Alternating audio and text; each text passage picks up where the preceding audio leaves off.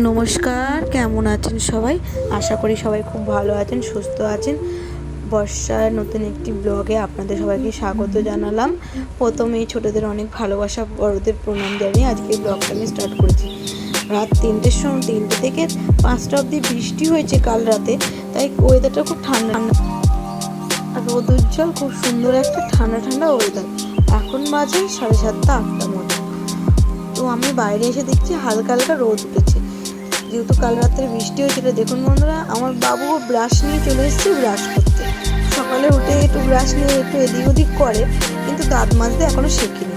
তো ভাব আমার কাজকর্ম হয়ে গেছে, এবারে আমি দুধ বসিয়ে নেব চায়ের জন্য। তো বাসনপত্র আমি ধুয়ে রেখেছিলাম, বেসিনটাও পরিষ্কার করে দিয়েছি। রান্নাঘরটা প্রথমে পরিষ্কার করে নিলাম। তো এবার বসিয়ে নেব চা, যেহেতু আমার সকাল সকাল চা বানিয়ে 2 কাপ চা নিয়ে চলে গেছিলাম দুজনে খেতে।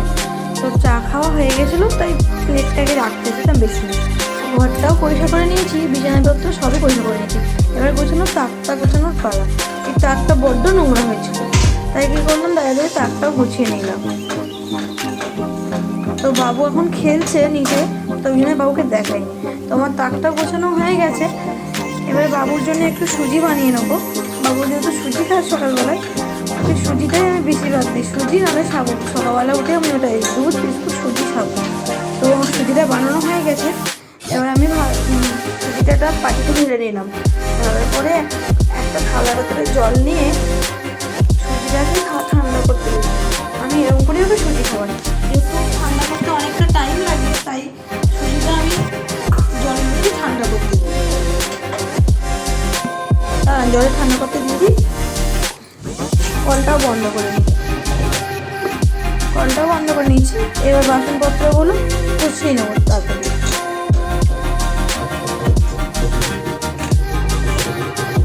একে একে থালা বাসনগুলো গুছিয়ে নিলাম। চলুন ঘর থেকে রেখে আসি বাবু কি করছে।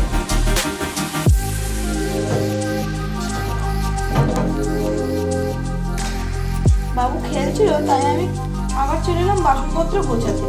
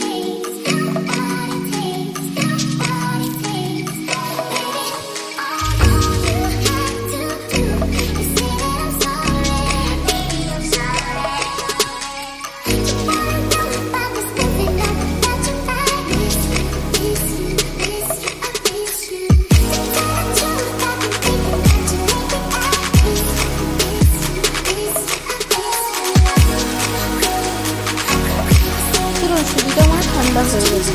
বাবু খেলছিল, আমি দেখলাম কি ফেলেছে খাটের কোণে, আর কিছুই ফেলেনি। তো বাবুকে সুজিটা আমার খাওয়ানো হয়ে গেছিল। তো তখন আমি ক্লিপটা নিতে পারিনি, যেহেতু খাওয়াচ্ছিলাম বাবুকে। ও একদম খুব জ্বালা। এবারে বাবুকে স্নানও করানো, স্নান টান করিয়ে ওকে ঘুম পাড়িয়ে দিয়েছি সকাল সকাল।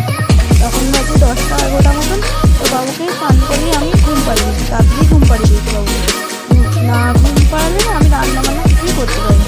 তো বাবু খাওয়ার করে দিচ্ছিলাম, বাবুর ডাল সিদ্ধ, আলু সিদ্ধ, তো আমি একটু ছোলা অ্যাড করে দিলাম বাবুর খাওয়ার। তো আমার জন্য ভাতটাও বসিয়ে রেখেছিলাম।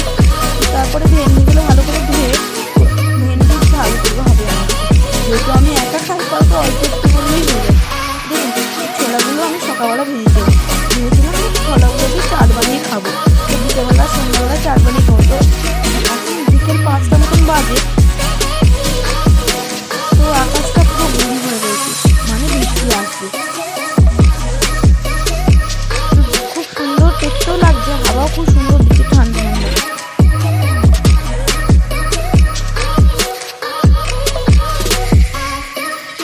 হাতে ধীরে ধীরে খাওয়া দিচ্ছিল, তো আমি সব দরজা জানালা বন্ধ করে দিয়েছিলাম।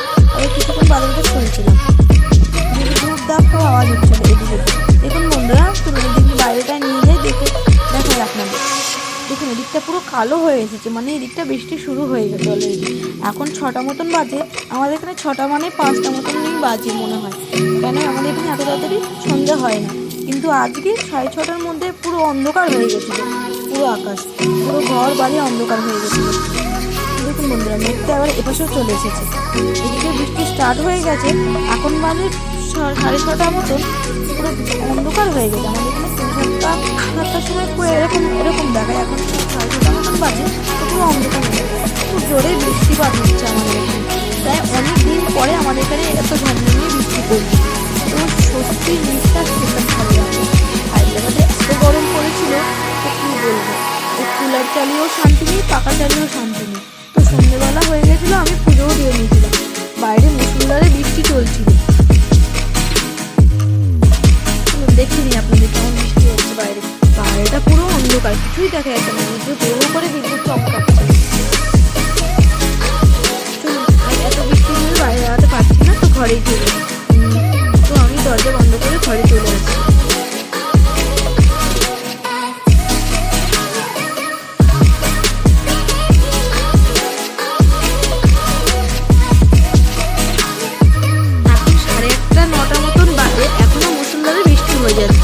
তো রান্না বান্না তো কিছু করে খেতে হবে, তো আজকে খুব ঠান্ডা ঠান্ডা হয়ে যায়, মানে খিচুড়ি আর ডিম ভাজা, তাই বসিয়ে দিলাম খিচুড়ি আর ডিম ভাজা।